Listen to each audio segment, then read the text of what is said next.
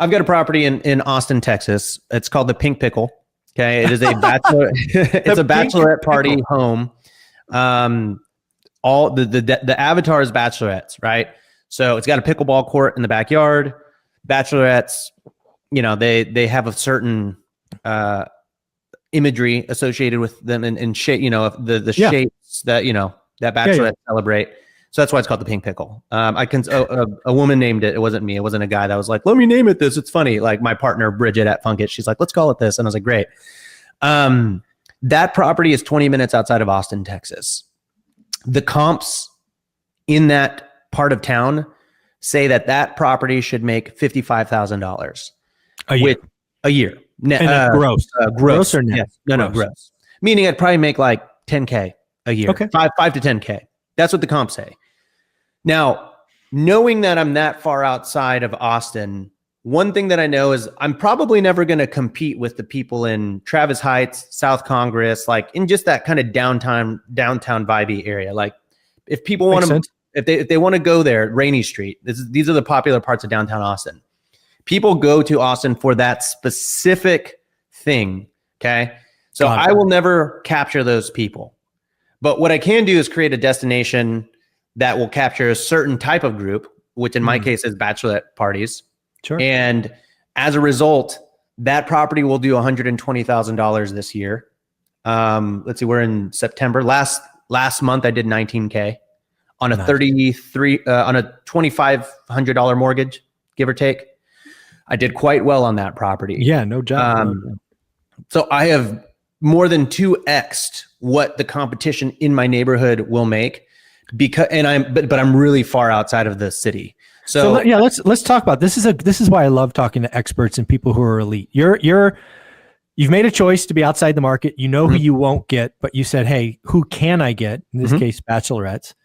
And you are so focused on your avatar, you have 2x'd or more what the quote unquote system says you should make, right? You should make 50, you're making 6 figures because you've taken a market that was this big to here, and you are so laser focused on bachelorettes. You got a cute name. I can already see the pictures you've got done.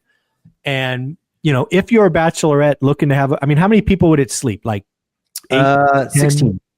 Oh my God. 16. So yeah, you and your 15 other girlfriends what's the average? Is it like a 4-day stay? What's the average stay? I have no idea. 3-day stay. So I'll show you really fast if that's okay. Yeah, please. Can I share? Yeah, I'm doing it. Is that allowed? So check it out. Of course. So everything about the property is pink, right? So pink pickleball court. We've got an above ground pool. All right. You don't have to spend $100,000 on a pool. This pool costs $20K. All right. It's a literal $1,000 Intex above ground pool with a really luxurious deck built around it. Yeah, you build a deck. Yep. Yeah, like you would think it's a pool. We got a karaoke room. We've got this dining room. There's a red button that you might see kind of like in the corner there. If you push that red button, all the lights turn off and this disco ball starts spinning, and then ABBA's Dancing Queen starts playing. We had this pool table refelted to be pink. Look at you. Damn, look at this. Yeah. So really top to bottom, we've had influencer events with Roxy come out and stay. Like literal models have stayed here. I've had music videos shot here. I have lifestyle photography. So this just goes to show you, I didn't half-ass it. All right. That's kind of the moral of the story. So let's talk about that. So, okay. What'd the house cost you, right? You go into contract. What was the house?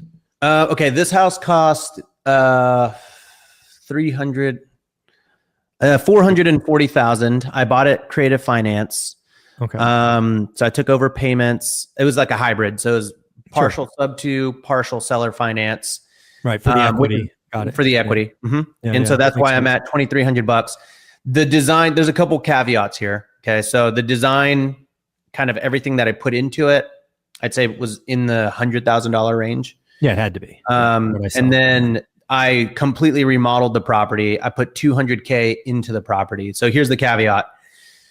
I could have refied all that money out and raised my mortgage and all that stuff. I'm a little bit against convention here. I love having just a fat, well, now it's less because Austin has taken a shit. But at the time, I like having a fat equity spread in my properties. Okay. So I didn't, for me, I was kind of celebrating this $2,500 a month payment. And I was like, if I refi, it's going to go up to $4,500. Right. I could get like 6 figures back, but I just feel protected that this property will just always make me, $60K a year. So again, so you put 100K into the house and you put 200K into the yard. Yeah. 300K. Okay. So I'm going to guess that most Airbnb hosts don't have that kind of stroke. No. And again, there are ways that I could have approached that, because if you think about it, like I could have done like a hard money loan. I could have remodeled it. I could have refied it. There's a lot of approaches that someone could take to do that.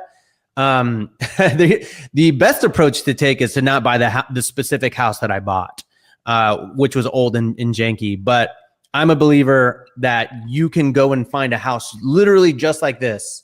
Mm-hmm. I mean, I've actually had someone rip me off 2 minutes down the road, like literally, like pink pickleball court, disco balls in the fire pit, all that stuff. But like you could find this house in Austin, for example, for $400K. You could put down 80 to buy it, and then you could put down 100. I mean, it's still 180K.